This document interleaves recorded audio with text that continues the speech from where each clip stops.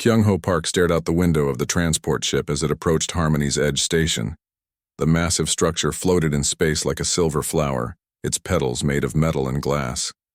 This would be his home for the next 2 years. His stomach felt tight with nerves. "First time seeing a luminary station?"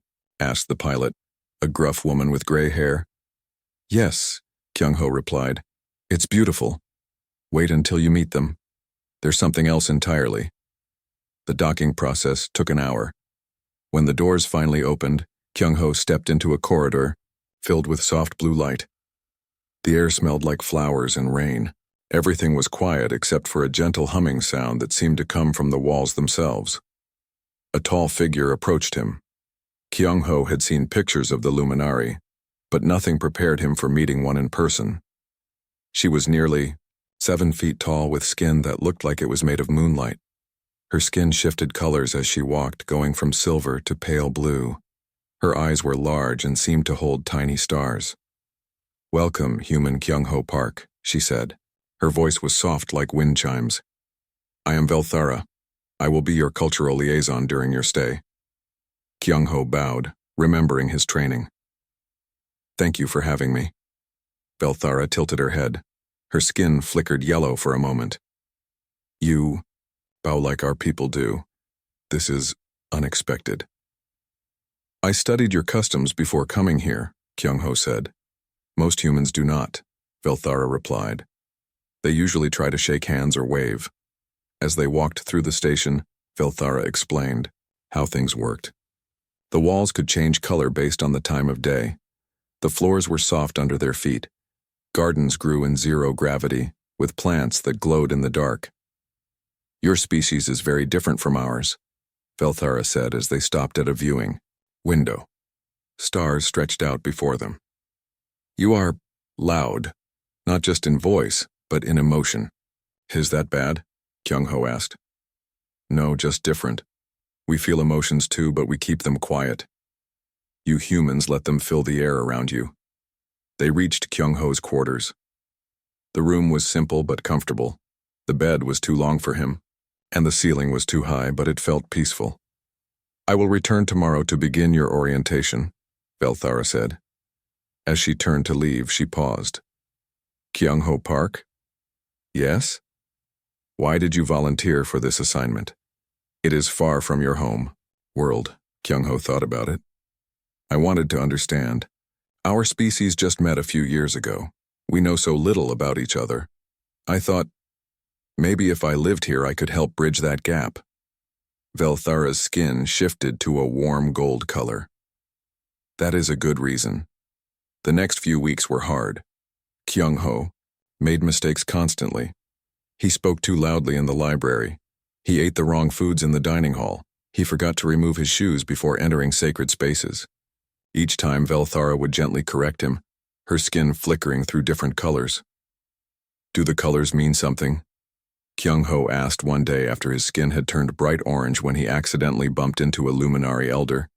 "They show our emotions," Velthara explained. "Orange means surprise or alarm. Blue is calm. Yellow is curiosity." "What about gold?" Velthara paused. "Gold is warmth, happiness. It means we feel safe and content." Kyung-ho noticed that her skin often turned gold when she was around him, especially during their evening talks in the research lab. They would sit for hours comparing notes about their species. Velthara was fascinated by human culture, asking endless questions about families, friendships, and emotions. "Humans cry when they are sad," she said one night, "but also when they are happy. How do others know which emotion you feel?" "Context," Kyung-ho said. "The situation tells us. At weddings, happy tears. At funerals, sad tears. Your emotions are so complex," Velthara mused. "We feel one emotion at a time clearly. You feel many at once. Don't you ever feel confused or mixed up?" "Not usually." She was quiet for a moment. "But lately, I have been feeling strange things." One night, while transferring data from a tablet to the main computer, Velthara accidentally touched Kyung-ho's hand. The moment their skin made contact, something incredible happened. Kyung-ho felt a rush of images and emotions that weren't his own. He saw the station through Velthara's eyes, felt her curiosity about human culture, her loneliness despite being surrounded by her own people. But more than that, he felt something else, a warm, golden feeling that seemed to wrap around his heart. Velthara jerked her hand away, her skin flashing through multiple colors rapidly. I apologize, I did not mean to. What was that? Kyung-ho asked. Telepathic contact. It happens sometimes when we touch other beings. I experienced your emotions. She looked troubled. Human feelings are so intense, so chaotic. But also what? Also beautiful, she whispered. From that night forward, something changed between them. Velthara became more careful about physical contact, but she also seemed more interested in spending time with him. She would bring him tea from her homeworld. She would stay late in the lab even when her work was finished. Kyung-ho found himself looking forward to these moments more than anything else. When Velthara smiled, her whole face seemed to glow. When she laughed at his jokes about human customs, her skin would shimmer like water in sunlight. His friend Daewon noticed the change during their weekly video calls. You look different, Daewon said from his lab back on Earth. Happier. Are you finally adjusting to alien life? Something like that, Kyung-ho replied. Be careful, Daewon warned. I've heard that getting too close to aliens can cause problems, cultural differences and all that. After the call ended, Kyung-ho sat in his room thinking about Daewon's words. Was he getting too close to Velthara? Was that wrong somehow? He thought about the moment their hands touched, about the golden warmth he had felt from her mind. Maybe some bridges were worth the risk of building. 3 months passed on Harmony's Edge Station. Kyung-ho's work was going well. He was documenting the differences between human and luminary cultures, creating a guide that would help future diplomats. But the real learning happened during his daily interactions with Velthara. She had become more than just his guide. They were friends now. Or at least Kyung-ho thought they were. With the Luminari, it was hard to tell. They didn't show friendship the same way humans did. You spend a lot of time with that alien, Daewon said during their weekly call. His face on the screen looked worried. Her name is Velthara, Kyung-ho corrected. And yes, we work together every day. I mean outside of work. Hee-jin told me you two have dinner together 3 times a week. Hee-jin was the communications officer on the station. She kept track of everything that happened. Sometimes Kyung-ho forgot how closely they were all being watched. We're friends, Kyung-ho said. Are you sure about that?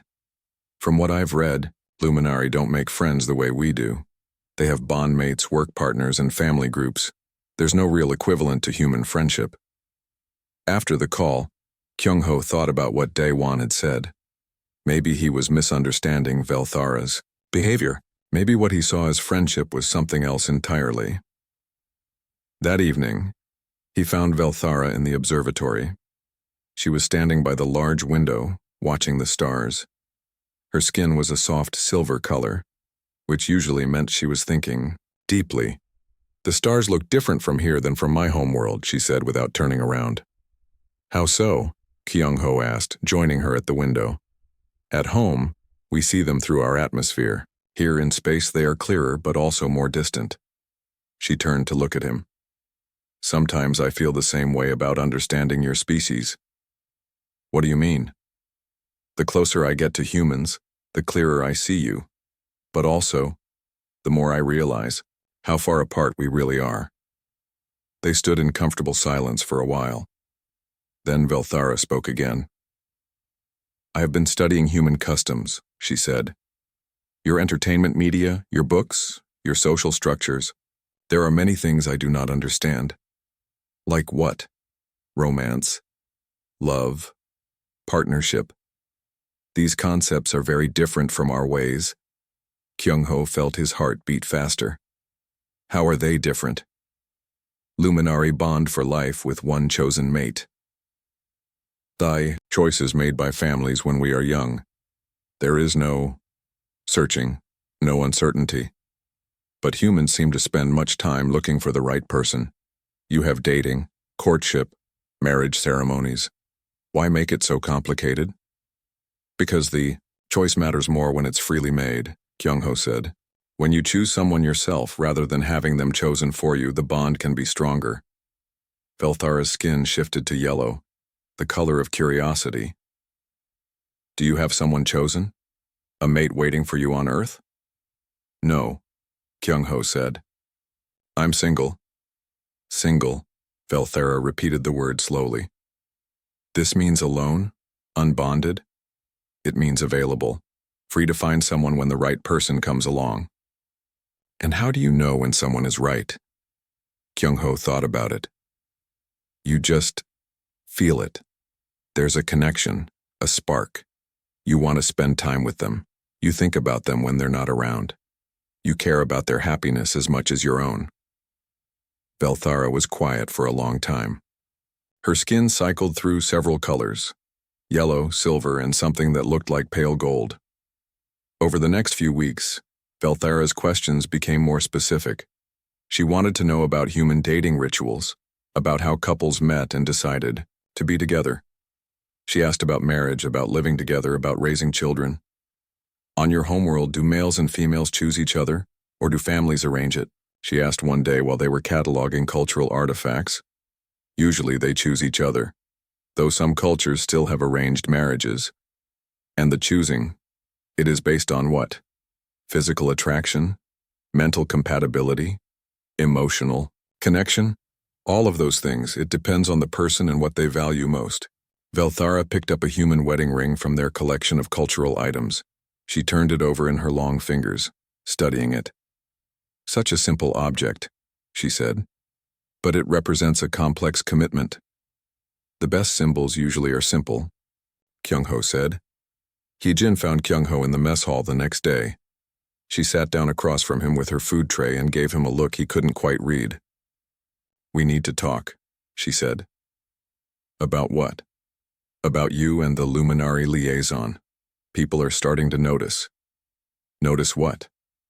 The way you look at her, the way she looks at you, the amount of time you spend together. Hye-jin leaned forward. Kyung-ho, I don't think you understand what's happening here. We're friends, we work well together. Luminary don't do friendship the way we do. If she's spending this much time with you, if she's asking all these questions about human relationships, it means something different to her species. Like what? Like she's interested in you, romantically. Kyung-ho felt his face get hot. That's impossible. We're different species. So? Humans have been falling in love with the impossible since we first looked up at the stars. Hye-jin took a bite of her food. The question is, how do you feel about her? That night, Kyung-ho couldn't sleep. He kept thinking about Velthara, the way her skin glowed when she smiled, how her eyes seemed to hold entire galaxies, the gentle sound of her voice when she said his name. He thought about the moment their hands had touched, the warm, golden feeling he had experienced through their brief telepathic connection. Was that what she felt when she was around him? Was that why her skin turned gold so often during their conversations? The next evening, Velthara brought him a cup of tea from her homeworld. It tasted like flowers and starlight. I have been reading more human literature, she said as they sat in the lab. Poetry especially. Your species writes much about love.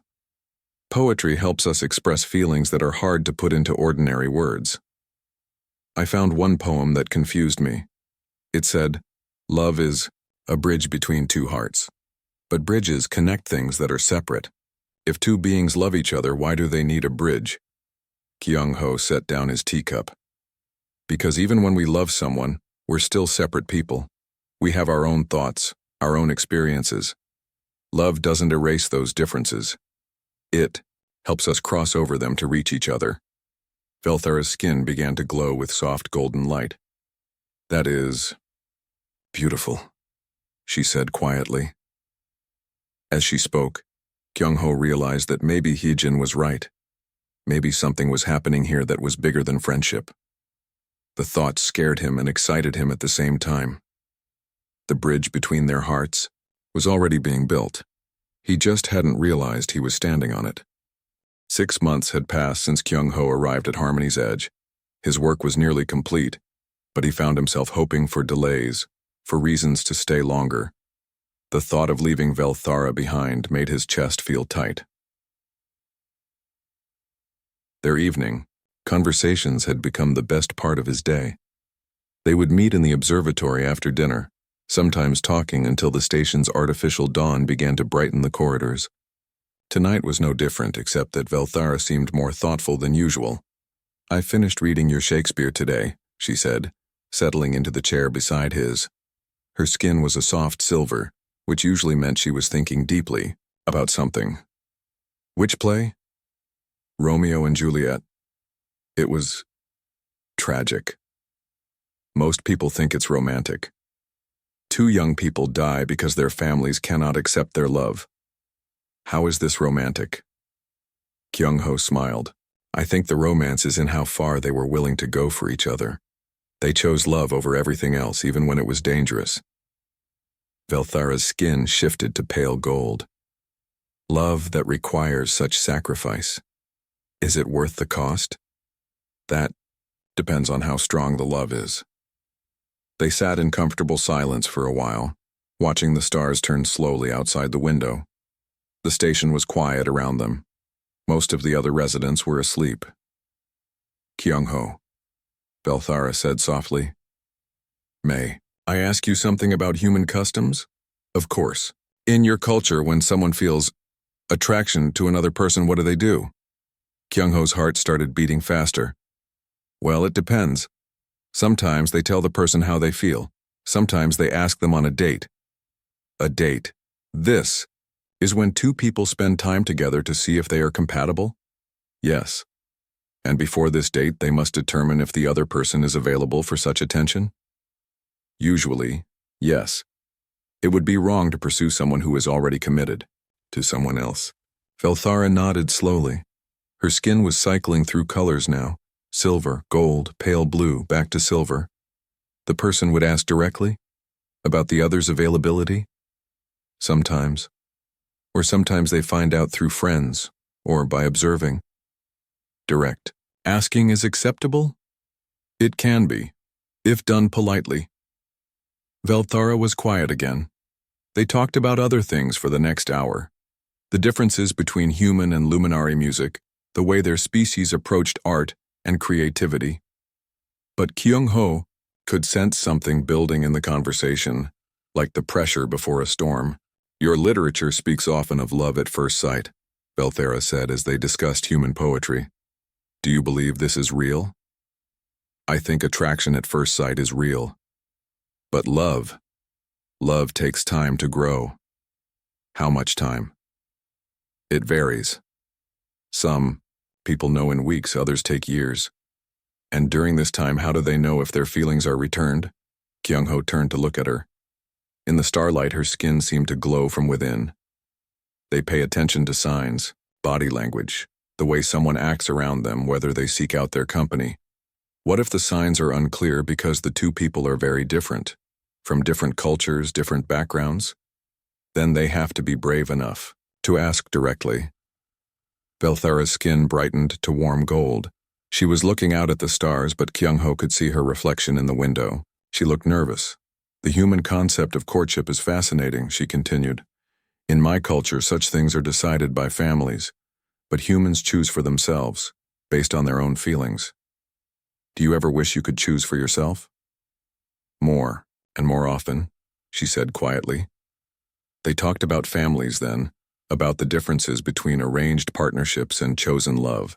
Velthara told him about her homeworld, about the quiet gardens where luminary couples would walk together after their bonding ceremonies. Kyung-ho told her about Earth weddings, about how humans celebrated the choice 2 people made to build a life together. "It sounds beautiful," Velthara said. "To have someone choose you, not because they must, but because they want to." "It is beautiful." The conversation continued, weaving through topics of love and choice and the courage required to reach across differences. Kyung-ho found himself opening up more than he had with anyone in years, talking about his own hopes and fears, his dreams of finding someone who understood him. "You speak as though you have not found this person yet," Velthara observed. "I haven't. At least I didn't think I had. What changed your thinking?" Kyung-ho looked at her, really looked at her. The way the starlight caught in her opalescent eyes, the graceful way she moved, the gentle intelligence in her voice. "Being here. Meeting people I never could have imagined." Velthara's skin began to glow brighter. She turned away from the window to face him fully. "Kyung-ho, I have been thinking about something for many weeks now." "What?" "About choice. About attraction. About the courage to ask direct questions." She took a deep breath. "I have been wondering about your availability for courtship." Kyung-ho felt his world tilt. "My availability? Yes. I know this may be inappropriate given our professional relationship and our species differences, but I find myself very interested in—" She paused, her skin cycling through multiple colors rapidly. "In you." The observatory seemed to get very quiet.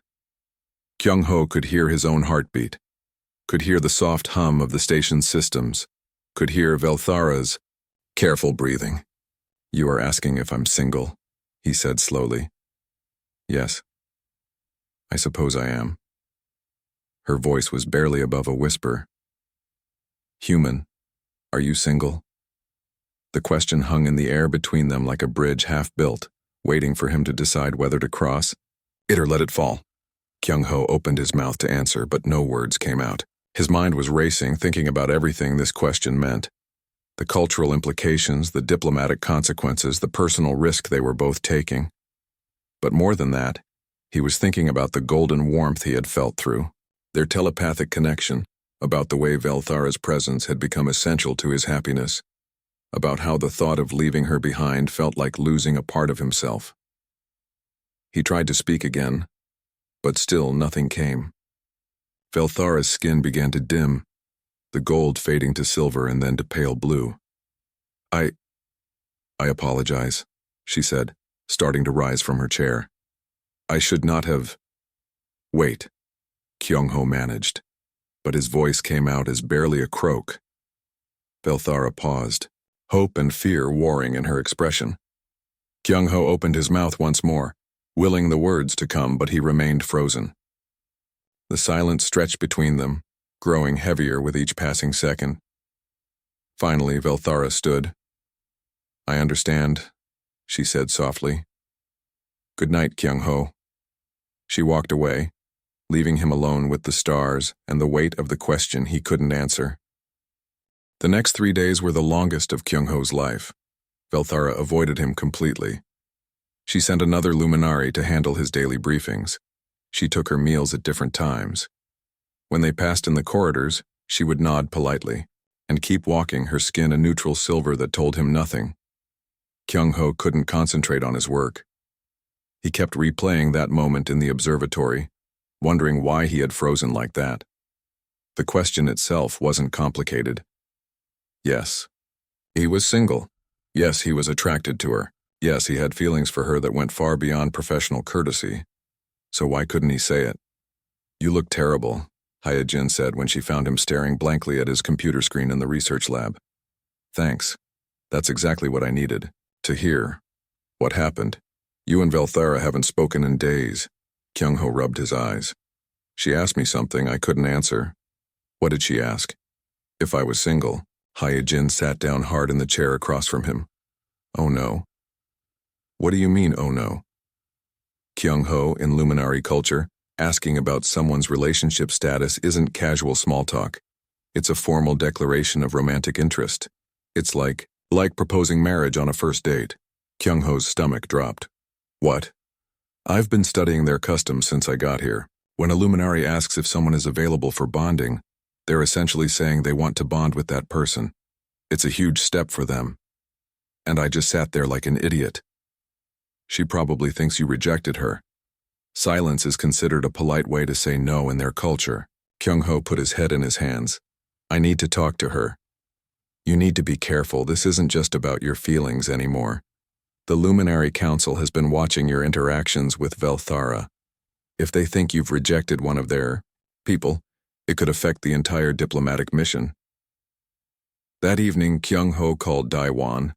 His friend's face appeared on the screen, cheerful until he saw Kyung-ho's expression. You look like someone died, Daewon said. I think I ruined everything. Kyung-ho told him about Velthara's question and his inability to answer. Daewon listened without interrupting, his expression growing more serious. So let me understand this, Daewon said when Kyung-ho finished. An alien woman basically proposed to you and you said nothing? I froze. Why? I don't know. Fear, maybe, uncertainty, the implications of what she was asking. What implications? Kyung-ho thought about it. If I said yes, where would that lead? We're different species. I'm supposed to return to Earth in 6 months. Her people might not accept a human partner. My people might not accept an alien one. There are so many ways it could go wrong. And how many ways could it go right? The question caught Kyung-ho off guard. What?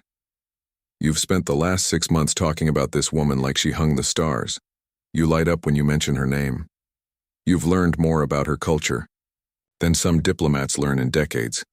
And when she essentially tells you she loves you, you worry about the problems instead of celebrating the possibility. It's not that simple. Love never is. But that doesn't mean you run away from it. After the call, Kyung-ho wandered the station's corridors, thinking. He ended up in the observatory where Velthara had asked her question. The stars looked the same, but everything else felt different. Human Kyung-ho Park. He turned to find Captain Zephyra standing in the doorway. She was older than Velthara, with skin that held more silver and eyes that seemed to see everything. Captain, good evening. May I join you? Of course. They stood by the window in silence for several minutes. Finally, the captain spoke. Velthara has requested reassignment to a different project. Kyung-ho's heart sank. I see. She says her current assignment has become complicated. Captain, I can explain. You need not explain anything to me. But perhaps you should explain to yourself why a question that requires only yes or no has become so difficult to answer. The captain's words stayed with Kyung-ho through the night. He barely slept, tossing and turning as he tried to understand his own feelings. By morning, he thought he had figured it out. He wasn't afraid of answering Velthara's question. He was afraid of what came after the answer. He was afraid of being vulnerable, of opening his heart to someone he might lose. But as Daewon had pointed out, he was already losing her through his silence. Kyung-ho was heading to find Velthara when Hyejin intercepted him in the corridor. Her face was pale. We have a problem, she said. What now? A Luminary delegation just arrived. They're here for preliminary bonding negotiations. Bonding negotiations for who? Velthara. The words hit Kyung-ho like a physical blow. What? Her family arranged it months ago, apparently. A suitable male from a good family. The delegation is here to finalize the details. Kyung-ho felt like the floor was falling out from under him. When? The ceremony is scheduled for next week. Can she refuse? Not without bringing shame to her family, and certainly not now, after what they see as your rejection of her. Kyung-ho leaned against the wall, his mind reeling. Velthara was going to bond with someone else, someone chosen by her family, not by her heart, someone who would never understand her curiosity about human culture, her gentle humor, her beautiful way of seeing the universe. There has to be something I can do. There is, Hyejin said. You can answer her question. It's too late. Maybe. Or maybe it's exactly the right time. That afternoon, Kyung-ho watched through the observation windows as a Luminary transport ship docked with the station. Elegant figures in flowing robes emerged, their skin shimmering with formal patterns. Among them was a tall male with silver blue skin and cold, perfect features. Velthara's intended bondmate had arrived. Kyung-ho had never felt so helpless in his life. But as he watched the formal procession move through the station corridors, he realized something important. He wasn't helpless. He was just scared. And sometimes the most human thing you could do was find courage in the face of fear. It was time to answer the question. The formal bonding ceremony was set to take place in the station's main assembly hall. Kyung-ho had never seen the space so transformed.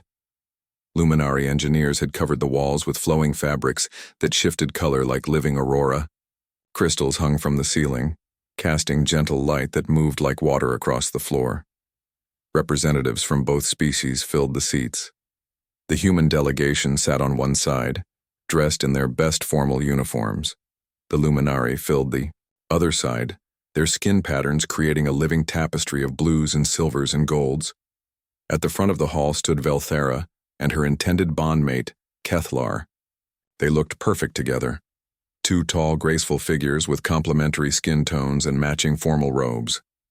To anyone watching, they seemed like the ideal Luminary couple. But Kyung-ho could see the truth in Velthara's posture. Her skin held no warmth, no gold undertones. She stood straight and still like a beautiful statue. This wasn't joy. This was duty. The ceremony began with traditional songs in the Luminary language. Captain Zefara spoke about the importance of bonding between families, about the strength that came from proper matches. Kethlar's father gave a speech about the honor of joining their bloodlines.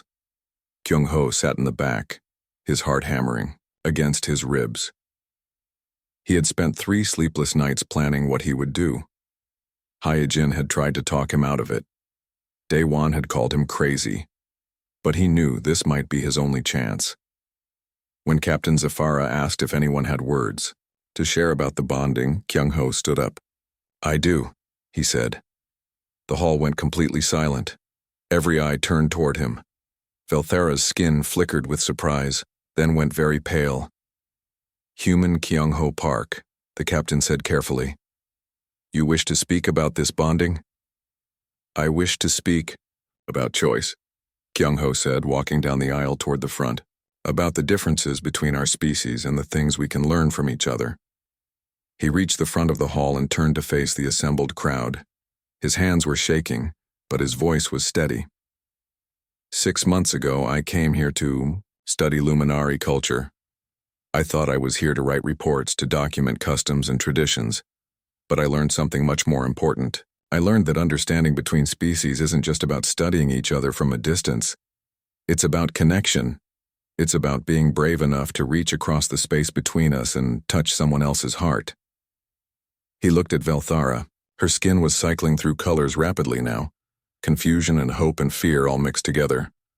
In human culture, we believe that the strongest bonds are chosen freely, not because families arrange them, not because they are convenient or proper, but because 2 people recognize something in each other that makes them willing to risk everything.